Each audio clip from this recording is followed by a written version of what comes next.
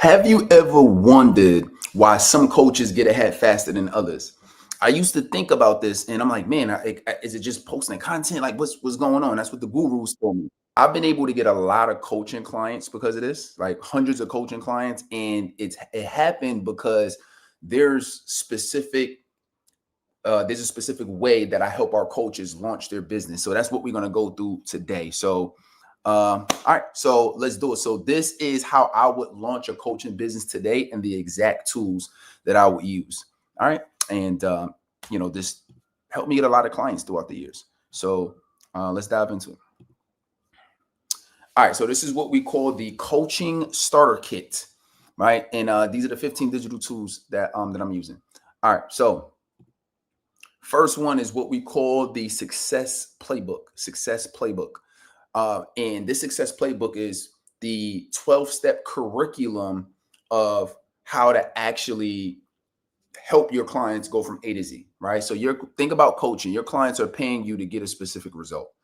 And it's through that result where they are having challenges going to that, whatever that goal is, which is why they're making an investment in you. Now, you should have your success playbook. So if you don't, that's like the first thing you need to do is, okay, well, if I'm helping somebody get a result, I should probably create a recipe of what it takes to actually succeed. Makes sense, right? But you'd be surprised how many coaches don't do this. So this is your step-by-step 12 curriculum. All right. And then so you put that together, A, B, C, D, E, F, G, whatever it is, how many steps you have, and then boom, I recommend 12, but then now you have a path to help somebody achieve what their goal is. Anything other than that, you're basically just giving out general advice. And it's hard to succeed if you're just giving out general advice and not specific to helping people achieve a particular goal. So hopefully that makes sense. All right. So that is what we want to do from that standpoint. Now, some of these that I'm actually not going to go through all of them. I'll give you access to the slides after this, but I'm not going to go through like each because I have a few definitions and things of that nature. It's just like additional details and information and breakdowns, but it'll be fast if I just go through it. So if you want the slides at the end, let me know. Now, program worksheets is another thing. So I have our coaches create these program worksheets. Your worksheets is essentially another digital resource, or, it could be physical. Obviously, you can mail it to them or whatever, but it's another resource that they're going to use to help them achieve the goal that they want. You want people to have a way where they can make progress outside of just being on calls with you. This is key. When you're able to do that, then you'll find that people will make faster progress. If the only time they do anything is when they're on a call with you, they're not really going to get that much done. They're going to learn. And then on a call, you're probably not doing a thing with them anyway. And then off the call, they're busy, they're back to day-to-day life, and they're not really moving ahead. So you don't want that to be a challenge for you. So that's the second thing. Third resource is a social media content calendar. This is going to give you the ability to be consistent with content.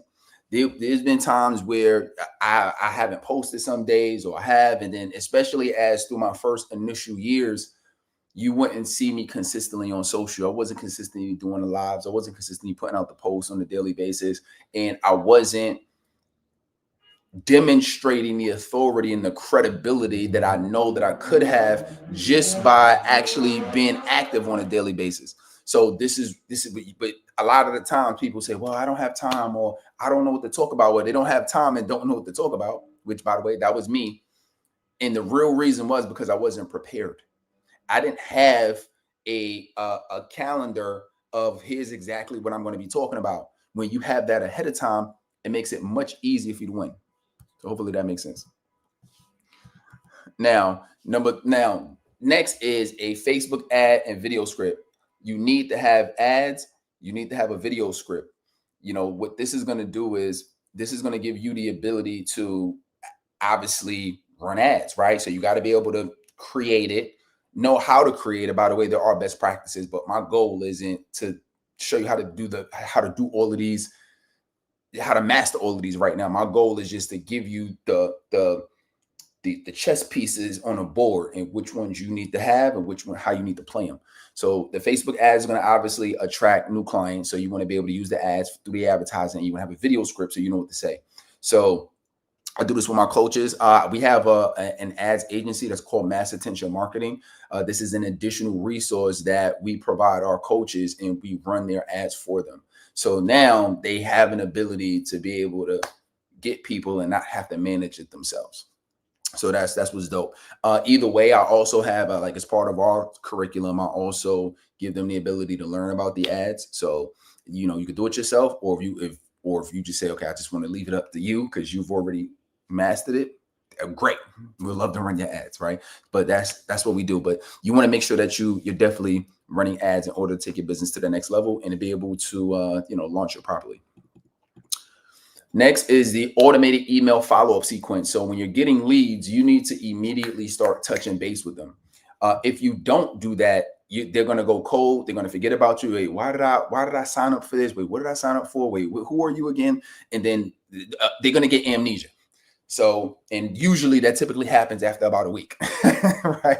They sign up for something. It's like, well, think about this stuff. You probably don't remember half the things you signed up for a week ago or more ago, right? So our goal here is to set up automated email sequences or an automated email sequence where they get emails same soon as they sign up. It comes directly to their inbox. Day 1, day 2, day 3.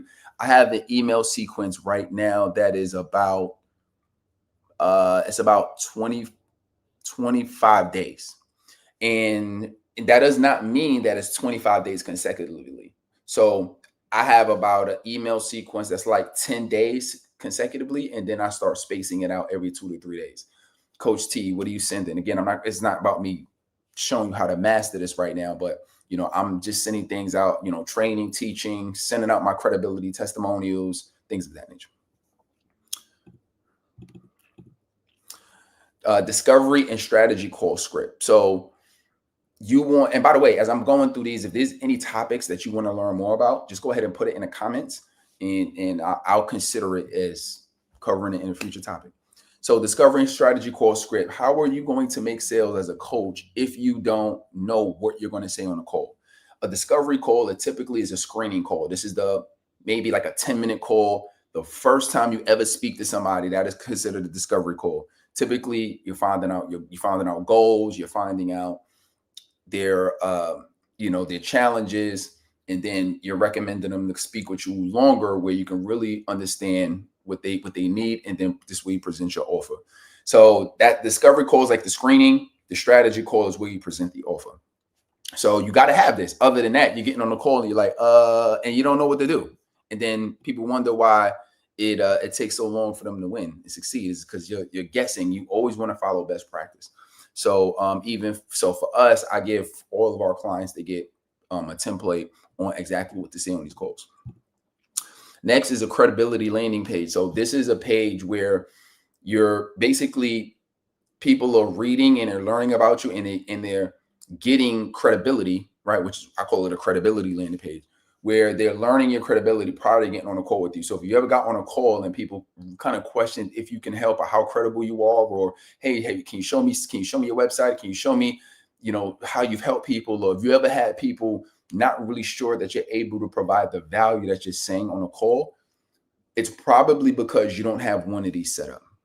Because I don't really get that anymore. I used to get that prior to me having this credibility landing page, but after having that, which I've had it for years now, and every time I get more testimonials, or I'm trying to demonstrate this is what I do as part of what my offer is, then I'll send them this link. I'll send them the link to the page, and then it has everything. It has my video. I'm talking to them. Has a bunch of different things on it. The next thing you got to have is what we call your sales presentation deck.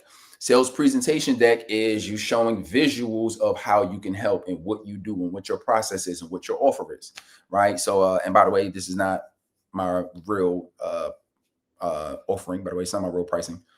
So, and not even the offering here. So, just in case you was wondering. So, but that's what it is, though, right? So you want to focus on having something visual that you can help people with.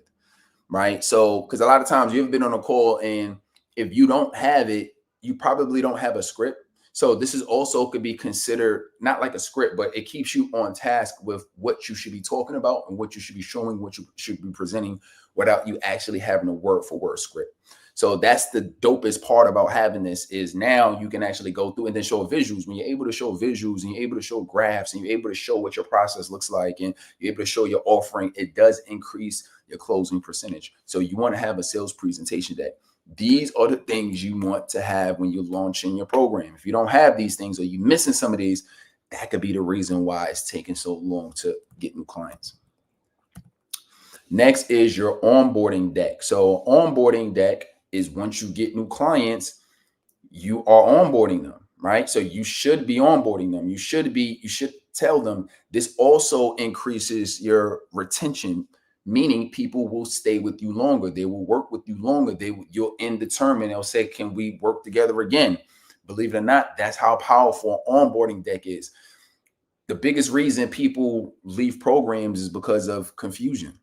They don't know what to do, how I'm doing it, and then now they feel overwhelmed, they feel lost, and then they say, well, what am I paying for this for? I'm not doing anything. I'm not doing, I'm not taking any action. And now they feel like this is another bill. And that's the last thing you want your clients to feel is like it's a bill and they're not getting any value. So an onboarding deck solves that. When you go through the onboarding, this is where you say, here's how we're going to be working together. This is how we're going to meet, where we're going to meet. Here's what you get access to, everything. So that's where, so you should have one of these. Other than that, somebody will start working with you and then they immediately go into confusion because they don't know how I do this, where I do this, where I access this, and how do I do that? Get an onboarding deck. That'll help you out a lot. Intake form. So every time we get new clients, I give them a intake form. So you got to fill out, essentially it's like a form with, I don't know, maybe like 10 questions on it. But, and you do it particular for you. So for us, they might be running ads with us, coaches. So then what I'll do is I'll have certain information, certain credentials I need to get because we run Facebook and Instagram ads. So I got to get credential information. I need to know who your target audience is. I need to know what problems are you solving for them. I need to know your social media links so I can give you feedback and I can look at what you're doing on social media. So these are different things that I want to know. I have them put all this information in the intake form. Game changer. A client accountability tracker. So this accountability tracker literally is to track your clients, client success. It's like you being a personal trainer and trying to help people lose weight, but you're not tracking how much weight they're losing. You see what I'm saying? You're like, how do you know what kind of progress they're making? And some of these things sound obvious, but if you really ask yourself and say, well, have I been tracking my clients' progress? And if you haven't been doing that, guess what? They don't know what the value is. That's also what makes your program valuable is you actually telling them and showing them the progress they're making along the way. If I'm working with somebody and they're not really getting that many leads, and then once we start working together, they're getting more leads, they're getting clients, they're making progress. They didn't have a program before. Now they have a program. They wasn't posting on social media or consistent or getting any leads on social media. I showed them how to do that, how to post consistently, right? If they wasn't making any sales or they didn't have a sales process and now they do, and now they're getting closer to the sale. Whatever it is, you have to be able to track that to actually show people, hey, you're making progress. So it helps them with their confidence. And then it also helps them with the fact that they'll see that this is valuable and going through your program is valuable and the money is worth it. This is another one of the things that once I started implementing this, clients started staying with me longer. Like, man, I'm seeing the progress. I'm moving forward. I feel like I'm getting momentum and it helps out a lot. A new client welcome email. So when you get a new client, you should be sending them a welcome email. It has their links, tell them what to bookmark, what to expect. You could almost look at this like I like to basically summarize what's in the client onboarding. So when I go through the onboarding, which I have an onboarding deck, and I just go through basically slides. And then what I'll do is I will summarize that in an email. Hey, welcome to the program, and then summarize that. So you can absolutely make that happen. All right. Depending on what it is, right? So that particular one would be like if we got a new lead that comes in, that's a separate email sequence than when you get clients. When you get clients, you should have an email sequence as well. And the first in the email sequence is is that. Next is your coaching contract. So your coaching contract is going to be exactly what it is. It's gonna lay out the all of the expectations. Is gonna it's a contract. You know what I mean? So there's no confusion on what to do, what access you get. A lot of times, not a lot of times, but if you're not careful, and this happened to me, where you might have a client that'll come in and start working with you, and they're under the false expectation that they're supposed to get more, or they're going to get different types of services, and it makes it more difficult when there's no contract that hasn't been signed, right? And if you don't have that, the next best place is going to be in the invoice. So in your invoicing, you definitely want to make sure it's clear what they get, and then they're going to see it every month that they get billed anyway in the invoicing.